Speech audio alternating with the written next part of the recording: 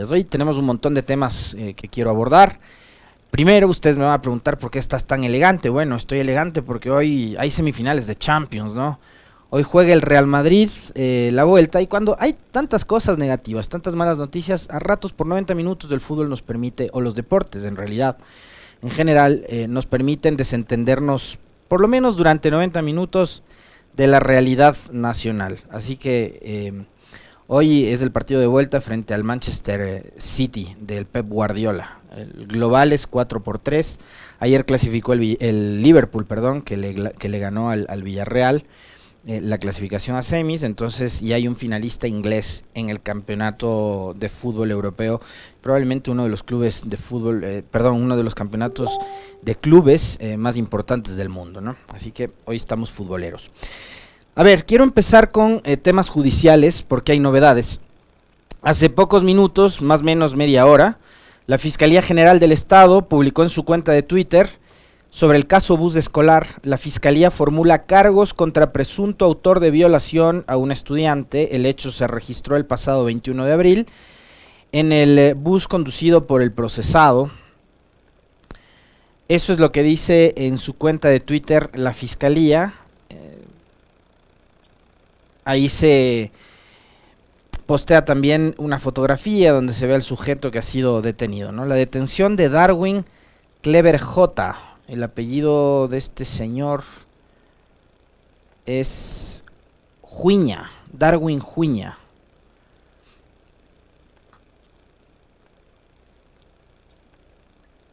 La detención de Darwin Juiña se ejecutó gracias a una investigación liderada por instituciones como la Policía Nacional y Fiscalía. Sobre el sospechoso pesaba una boleta de captura por la presunta violación a un adolescente en la unidad de transporte escolar que debía llevarla a su colegio. La presunción de inocencia está para él como para cualquier otro acusado de delito, no nos sorprendamos sobre aquello.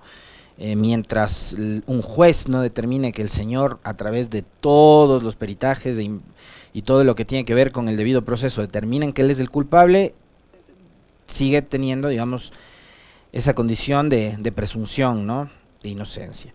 El trabajo coordinado con la Unidad Nacional de Investigaciones contra la Integridad Sexual y el bloque de búsqueda de la policía permitió localizar al procesado en el cantón Lago Agrio de la provincia de Sucumbíos. Tras su captura, este sujeto fue trasladado hasta Quito, donde esta madrugada se desarrolló la audiencia de formulación de cargos. El fiscal especializado en violencia de género, Galeano Balcázar, presentó los elementos de convicción que recabó durante la fase de investigación previa. Sobre esa base, un juez de garantías penales dio paso al inicio de instrucción fiscal, cuyo plazo vence en 90 días. Fiscalía formuló cargos por el presunto delito de violación y además solicitó al juez que disponga la prisión preventiva de Darwin Juiña, pedido que fue motivado con base en lo que establece el artículo 534 del Código Orgánico Integral Penal. Eso es lo que dice en su comunicado la Fiscalía General del Estado. Ayer, en rueda de prensa, el ministro del Interior, el general Patricio Carrillo, daba a conocer también detalles de la captura de este sujeto. El hombre que tenía la boleta de captura por violar a una menor de edad de 14 años en un transporte escolar del colegio Dillon el pasado 21 de abril. Fue localizado a las 7:45 de la mañana de ayer en una zona selvática del Lago Agrio, provincia de Sucumbíos, y su captura se dio con ayuda de la Dirección Nacional de Delitos contra la Vida y Muertes Violentas, Desapariciones, Extorsión y Secuestro de INASED. El individuo ya presentaba cambios en su cuerpo para evadir su búsqueda, se había pintado el cabello, alguna cosa por el estilo, ¿no? En fin, en este caso lo que se espera es que la justicia haga lo que tiene que hacer, ¿no? Y el Estado, por su parte, logre reparar en algo a la víctima y a sus familiares. Queda en manos de la justicia este caso.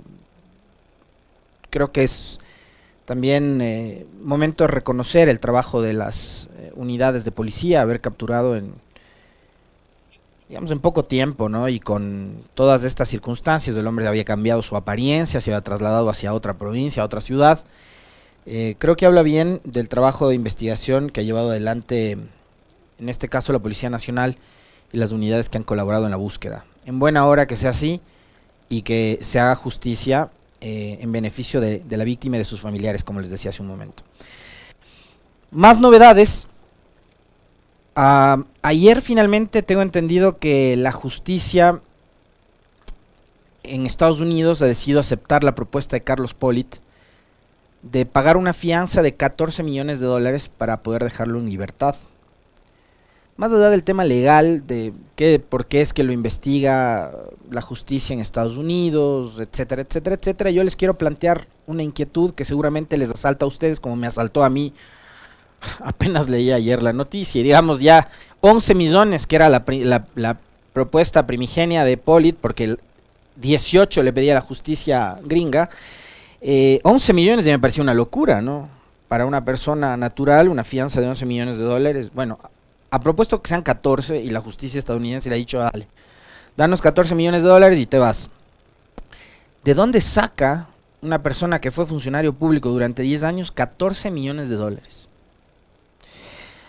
Haciendo cálculos, quiere decir que él, durante los 10 años que fue contralor, desde el 2007 al 2017, debió haber percibido ingresos por 1,4 millones de dólares. 1.400.000 dólares debió haber percibido él al año, durante todo el tiempo que fue funcionario público. ¿Eso qué significa? Que tenía que haber ganado 116.000 dólares mensuales. ¿Y saben cuánto es el sueldo del contralor al día de hoy? Más o menos bordea los 5.000 dólares. ¿Ya? Pónganle de promedio 5.000 dólares. En 10 años, con 5.000 dólares, la cifra no supera los 600.000 dólares. En 10 años. Ahora, Pollitt no solo era contralor. Antes, digamos, tenía actividades privadas. Yo no sé a qué se dedicaba el señor, pero durante 10 años fue contralor general del Estado.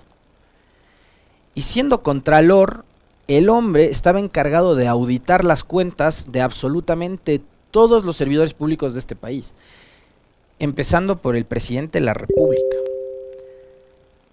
Pero la pregunta acá es, digo, más allá de dónde se sacó 14 millones de dólares para pagar la fianza a Pollitt, es quién controla al contralor, ¿no? ¿Quién controla al controlador del buen uso de los recursos públicos? Bueno, en este país, supuestamente quien ejerce la fiscalización sobre la Contraloría es la Asamblea, pero la Asamblea cruzada de brazos 10 años. Y sí, estamos hablando del periodo 2007-2017, gobierno de Correa. Que Correa no tiene por qué responder sobre lo que hacía la Asamblea de esa época, ok, sí, porque, digamos, son poderes o funciones independientes, ok, pero la Asamblea no hizo nada por auditar, por fiscalizar a Pollitt. Sí, Pollitt vino del Gutierrato, ok, de acuerdo, fue parte del gobierno de Gutiérrez, fue creo que hasta secretario de la administración de Gutiérrez, pero fue contralor después, y el Consejo de Participación Ciudadana, a partir de la vigencia de la Constitución de Montecristi, lo ratificó en el cargo. ¿Por qué? Porque el tipo se las sabía todas, o sea, iba a dar las pruebas, y por eso es que sacaba 100, porque era un tipo, digamos que era muy preparado, tenía mucha experiencia, mucho conocimiento, etcétera, etcétera. Ok, pero más allá de la experiencia, ¿qué? O sea, un tipo que es pillo puede ser brillante. Un tipo que es pillo, que es deshonesto, que es corrupto, puede ser muy inteligente, por supuesto. El que sea inteligente, el que saque 100 sobre 100 en las pruebas, no es síntoma de probidad, ni es muestra de probidad.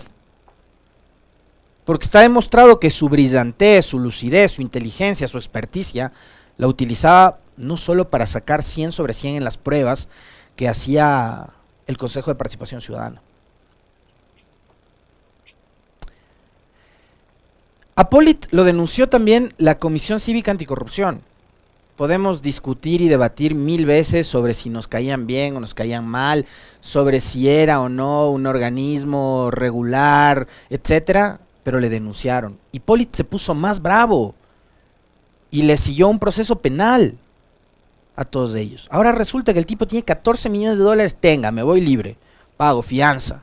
¿De dónde saca 14 millones de dólares? Pollitt, bueno, ese será uno de los tantos misterios sin resolver en este país, ¿no? Como hay otros, como el de INA Papers. En este país hay un millón de misterios. No, este de los 14 millones de dólares de Pollitt es y será otro misterio sin resolver.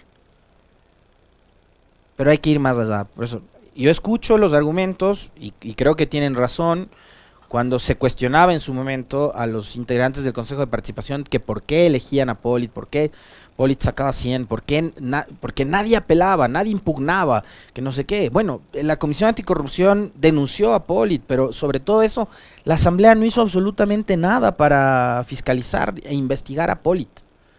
Y este sujeto que hoy aparece con 14 millones para pagar una fianza, era el que se encargaba de vigilar el buen uso de los recursos públicos en todo el Estado ecuatoriano. De locos, ¿no? Esas cosas pasan solo en este país.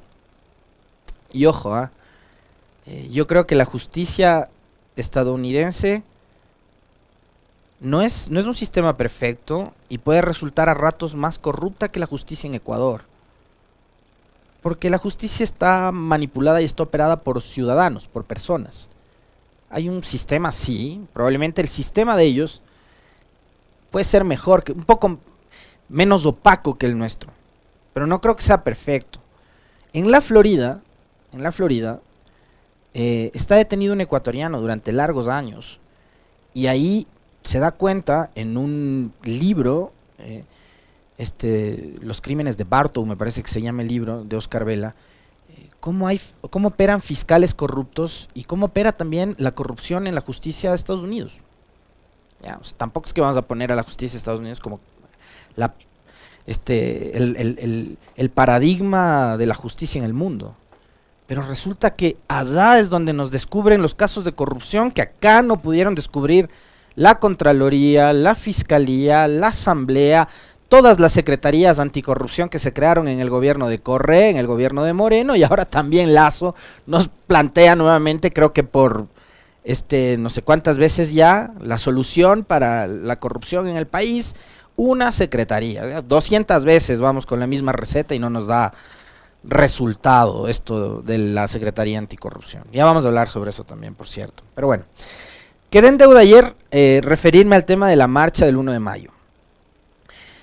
Leía a varios ciudadanos ecuatorianos, etcétera, críticos en redes sociales donde se lee absolutamente de todo y donde uno puede opinar sobre lo que le dé la gana. Yo a veces hasta de gastronomía, de lo que no tengo ni la menor idea, me pongo a hablar en redes sociales. Entonces en redes sociales uno dice lo que le da la gana. Y me parece que hubo intentos de desvirtuar la movilización o la marcha del 1 de mayo. El 1 de mayo es el Día del Trabajador. Y quien intentó empañar la movilización del 1 de mayo con consignas políticas, con intentonas golpistas, con alguna otra cosa parecida, me parece que no lo logró y me alegro, en buena hora. En buena hora. Repito lo que dije hace un momento, el 1 de mayo es el día en que se conmemora al trabajador y su lucha histórica por alcanzar cada vez más y mejores derechos, para evitar, por ejemplo, cosas que son anacrónicas como la explotación laboral. O sea, que se trabaje más de las 8 horas o de las 40 semanales y que no te paguen horas extras, que te hagan trabajar el fin de semana y no te paguen. Cosas por el estilo, que no te afilien a la seguridad social, que no tengas garantías mínimas, ¿no? Esa es la marcha del 1 de mayo. Acá hubo quienes pensaron que el 1 de mayo se iba a convertir en una suerte de nuevo octubre, o que querían ver arder Quito. Y entre esos están de los unos y de los otros, ¿no? Porque los pro gobierno estaban esperando, y el Junior ya estaba escribiendo el guión para un nuevo documental sobre cómo incendian Quito y destruyen Quito. Y los otros están diciendo, ¿en dónde quedó la conciencia de clase y la lucha y no sé qué? No, en el 1 de mayo los trabajadores salieron a defender sus derechos. Y está bien y perfecto. No desnaturalicen una fecha que es histórica. Y a mí me da la impresión de que el 1 de mayo pasó como tenía que pasar. Y yo creo que sí nos deja cosas para reflexionar este 1 de mayo. Y yo creo que este 1 de mayo, a ver, y coincidiendo, porque si yo comentaba esto ayer en horas de la mañana, antes de la entrevista con Ramiro Aguilar, iba a coincidir absolutamente con la lectura que tenía el doctor Aguilar sobre lo del 1 de este 1 de mayo del 2022. ¿Por qué? Porque estamos en un nuevo momento.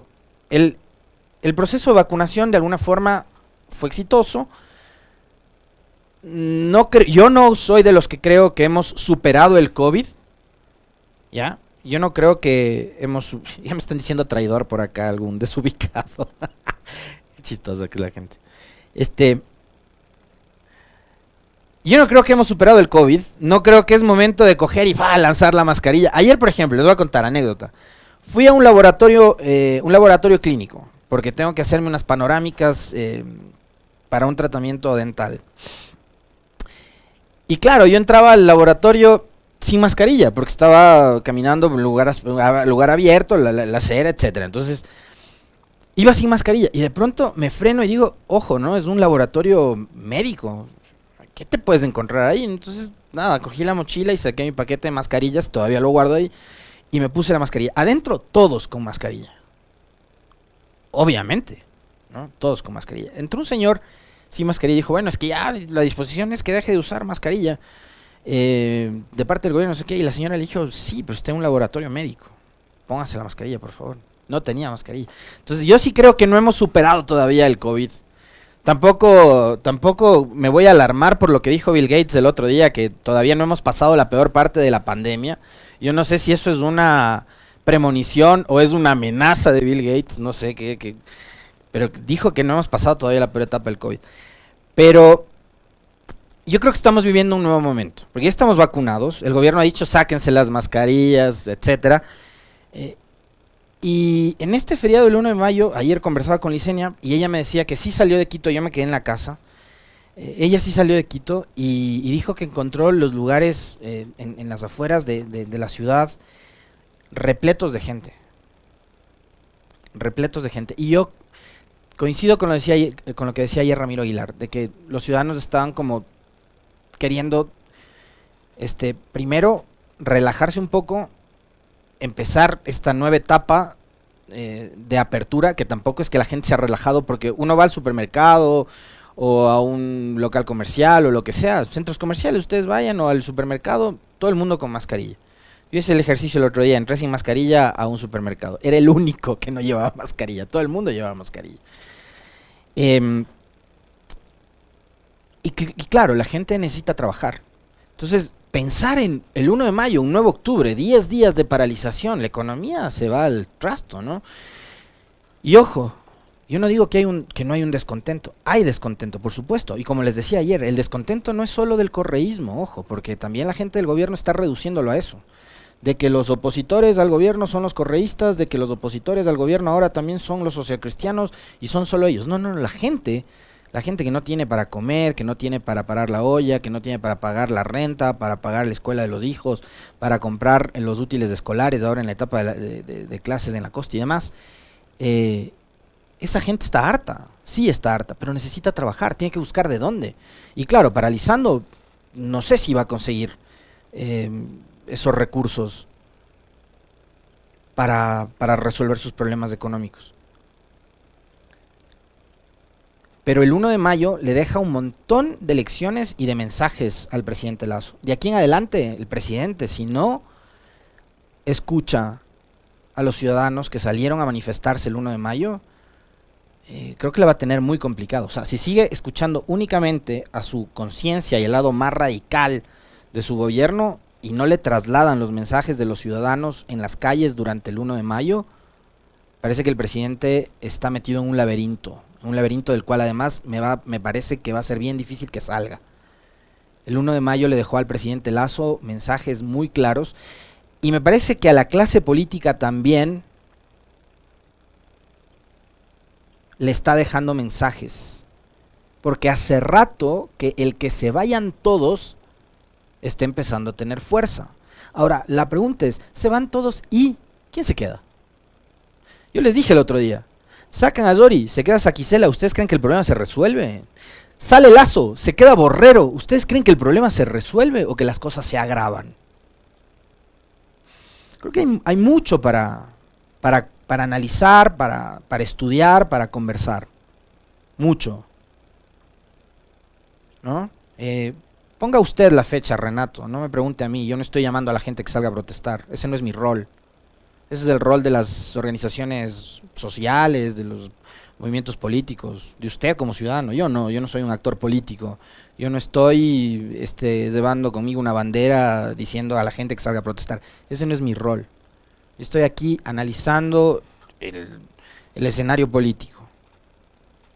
Si no le gusta mi opinión, usted puede elegir entre las 700 radios que hay en este país y los 10 canales de televisión y elegir la opción que mejor le parezca.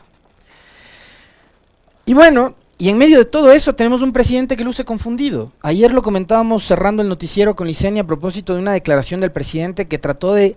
Ya la culpa no es de Correa, ahora la culpa es de los municipios. O sea, y siempre que aparece un problema, vamos a buscarle un culpable. Y vamos como gobierno a deshacernos nosotros de la responsabilidad. ¿Ya?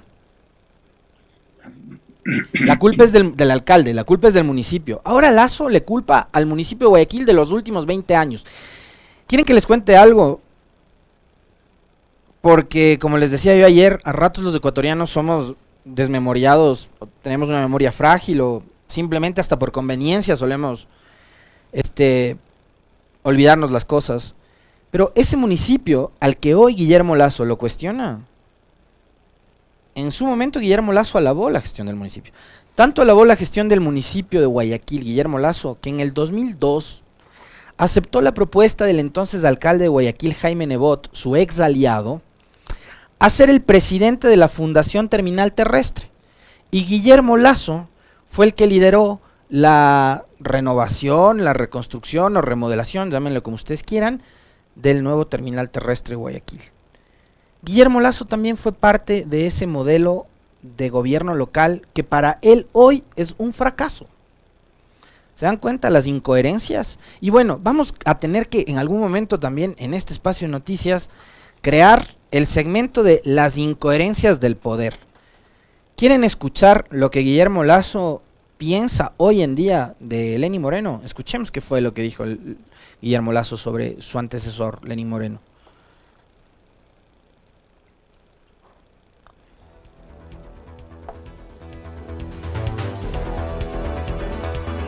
Que no tiene liderazgo y que no manda, están equivocados. Están totalmente equivocados. Confunden mi caballerosidad con debilidad, mi espíritu y actitud democrática con debilidad. Y yo les digo a muchos de ellos, ¿qué quieren? ¿Que regrese un Correa? ¿Qué quieren? ¿Que venga de nuevo un Gil como Moreno? Perdóneme, digo Gil porque no sabía dónde estaba parado. Mire la vacunación. Vacunas VIP, no quería contratar con la China por prejuicios ideológicos. Absurdo.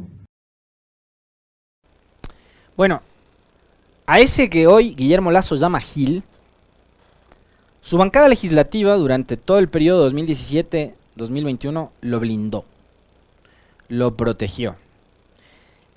Su bancada evitó que a ministros como por ejemplo Richard Martínez, que se dedicó a apostar con recursos públicos en los mercados internacionales, la Asamblea lo enjuicie políticamente. Su bancada, presidente, defendió al ministro de Finanzas del Gil de Moreno. Usted le está diciendo Gil a Moreno. A ese Gil, usted, presidente Lasso, su movimiento político, lo protegió y lo blindó y lo cuidó durante las protestas de octubre del 2019.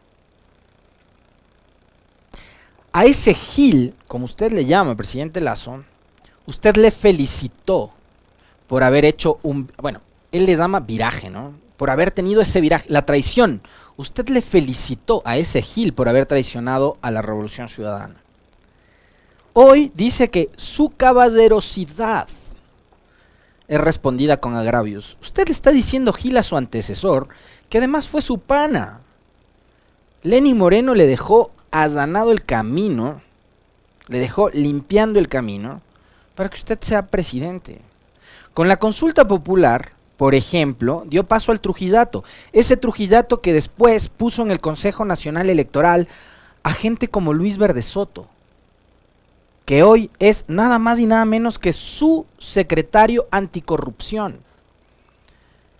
Verde Soto fue consejero nacional electoral hasta abril del 2021. Era de los que creía que había que ajustar los tiempos electorales, los tiempos judiciales del caso Soborno a los tiempos electorales y evitar que Correa pueda inscribir su candidatura. Eso era Verde Soto. Verde Soto era de los que creía que no había que dar lugar a la revocatoria del mandato en contra de Lenín Moreno. Ese es Luis Verde Soto. ¿Quién es Luis Verde Soto? Luis Verde Soto es probablemente uno de los referentes más importantes que tiene el anticorreísmo. Ese es Luis Verde Soto, hoy secretario anticorrupción. Antes, ¿se acuerdan cómo y cuándo se escandalizaban todos los autodenominados demócratas cuando a Rafael Correa se le ocurría poner un ex consejero electoral como secretario de la presidencia? Se paraban de cabeza, decían que eso era antiético, que no era moral, que estaba mal.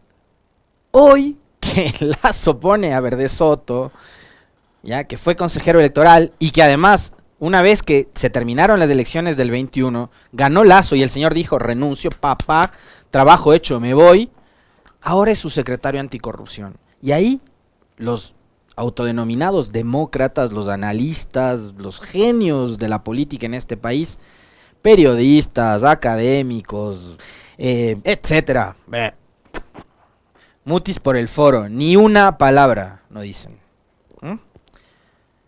En fin.